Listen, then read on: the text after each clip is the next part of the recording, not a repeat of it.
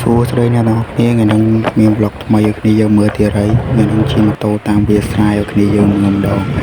ដែលដំណើរដើមតងវាក៏វាអញ្ចេះខ្ញុំជិះម៉ូតូពីក្រុមហ៊ុនមកអញ្ចឹងណាគម្រោងអត់មានទៅណាទេជិះពីក្រាស់ក្រុមហ៊ុនទៅក្រាស់យើងធ្វើការធម្មតាហ្នឹងឯងហើយដោយសារតែនៅផ្ទះគឺមានការងារច្រើនអញ្ចឹងបានជិះខ្ញុំមកធ្វើការនៅផ្ទះវិញហើយខ្ញុំមកធ្វើការនៅផ្ទះខ្ញុំធ្វើការងារនេះ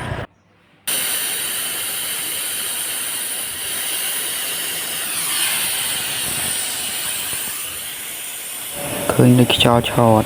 ហើយនេះគឺជាកំប៉ុងប្រាំងដៃរបស់ឡានដូចជាឡាន3តង់កន្លះកំប៉ុងប្រាំងដៃហ្នឹងគឺប្រាំងដៃនៅជាប់កលេមិនមែនប្រាំងដៃពុះពេលដូចប្រាំងឡានធំហើយខ្ញុំដោះនេះគឺដោះឲ្យបងគាត់កែ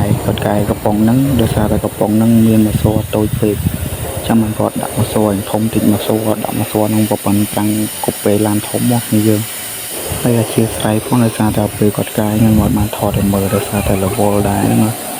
ការងារច្រើននឹងការងារច្រើនហើយនេះគឺយើងដោះចេញរួចរាល់ហើយចាប់ចូលវិញក៏ខ្ញុំអត់បានថតវីដេអូដែរដោយសារតែឡានគេបញ្ញាប់អញ្ចឹងយើងអត់បានថតវីដេអូអីញ៉ៃទេដោយសារឡាននេះត្រូវឡើងអវ៉ាន់ម៉ោង3ហើយទៅពេលយើងធ្វើនេះគឺម៉ោង1ជាងហើយអញ្ចឹងយើងត្រូវការបញ្ញាប់ដៃបញ្ញាប់ជើងគាត់តិចចឹងអរគុណច្រើនគ្នាយើងសម្រាប់ការតាមដានទស្សនាកុំភ្លេចជួយ like Subscribe ខ្ញុំម្នាក់មួយផងដើម្បីទទួលបានវីដេអូថ្មីៗជាបន្តទៀត